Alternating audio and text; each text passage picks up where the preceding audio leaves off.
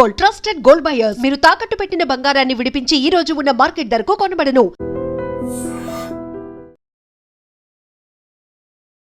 Welcome to ఐ డ్రీమ్. మరోసారి సాహసం చేసిన లేడీ ఐపీఎస్. పోకిరీల కోసం మారువేషంలో అర్ధరాత్రి రోడ్డుపైకి వచ్చిన పోలీస్ కమిషనర్.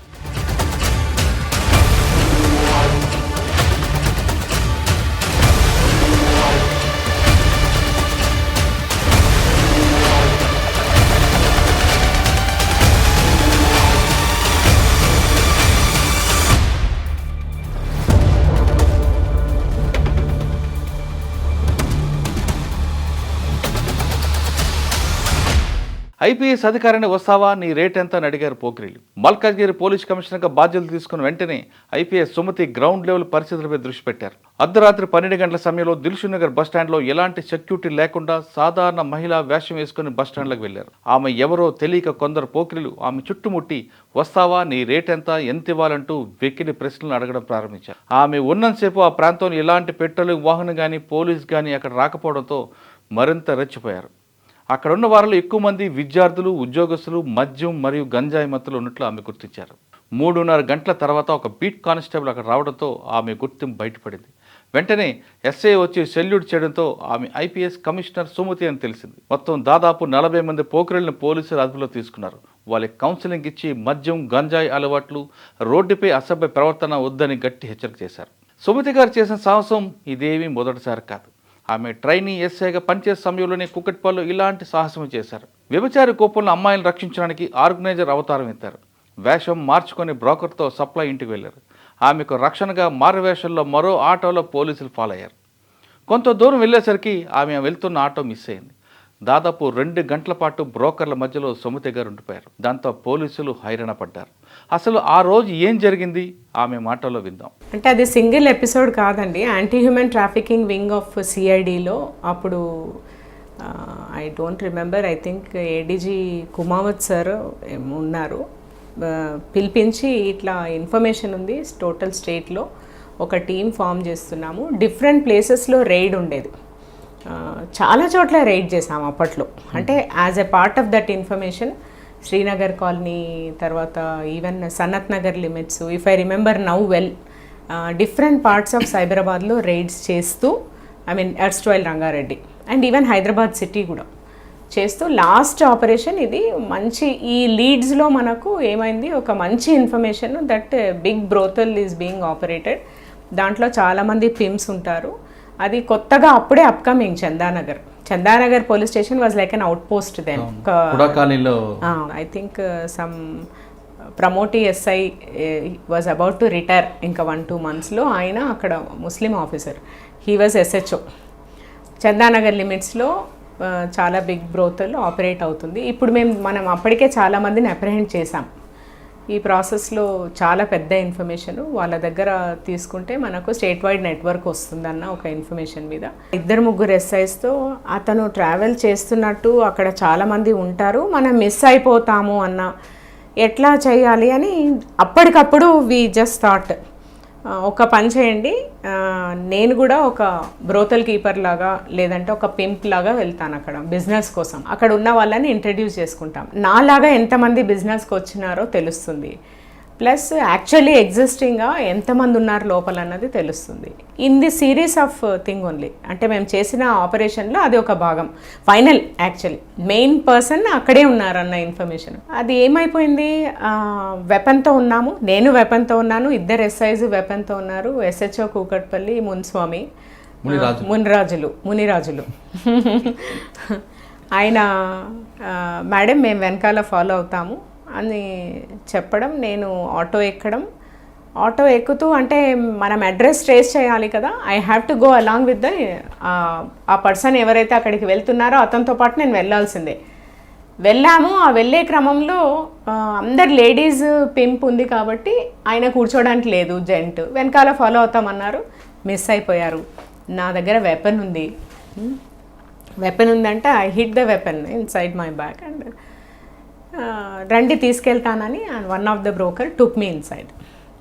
ఇంకా లోపలికి పోయి చూస్తే చాలా లావుపాటి లేడీస్, ఒక 3, అండ్ ఆమెతో మాట్లాడడానికి ఎక్కడి నుంచి సప్లై ఇస్తారని చెప్పడానికి వచ్చిన అతను. It was very cinematic also. And కూర్చున్నాడు, నన్ను చూస్తున్నాడు. ఏంటి అమ్మాయి ఇంత యంగ్ ఉంది, ఈమె యాక్చువల్లీ బ్రోకరా లేదంటే హీ టెస్టెడ్ మీ కార్డ్ ఇవ్వండి అన్నాడు. నాకు కార్డ్ లేదు, నేను కార్డ్ మీద ఆపరేట్ చేయను, తెలుస్తుంది పోలీస్కి అని చెప్పాను. ఆయనకు ఒక రకమైన కాన్ఫిడెన్స్ వచ్చింది. నా కార్డ్ ఇది అని ఇచ్చాడు. ఇచ్చి మీరు ఎక్కడెక్కడ ఆపరేట్ చేస్తారు అంటే మొత్తం ఎంటైర్ హైదరాబాద్ ఆపరేట్ చేస్తాము అన్నాను. మరి మీరు నాతో పాటు ఒక ప్లేస్కి వస్తారా అని అన్నాడు. దెన్ ఆ లేడీ వచ్చింది, ఒక 10-5 మెంబర్స్ని అట్లా ఇంట్రడ్యూస్ చేయడం జరిగింది, ఉన్నారని చెప్పింది ఇన్ఫర్మేషన్.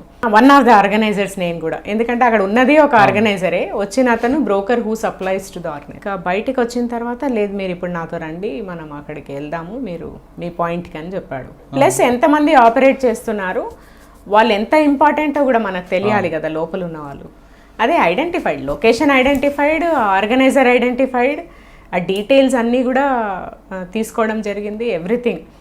ఇంకా సస్పిషన్ లేదు, కానీ ఆయనకు ఎక్కడ సస్పిషన్ వచ్చినట్టు కొంత ఎందుకు అనిపించిందంటే, నేను ఇప్పుడు నా వల్ల కాదు, నేను ఒక 15 days తర్వాత నేను మీకు కరెక్ట్ పాయింట్ ఇస్తాను అని చెప్తే, మరి నేను మిమ్మల్ని, మీరేమో నాకు కార్డు ఇవ్వలేదు, కాంటాక్ట్ కావడం కష్టమవుతుంది కదా, కాబట్టి మీరు ఇప్పుడే ఏదో ఒక కాంటాక్ట్ ఇవ్వాలన్నాడు.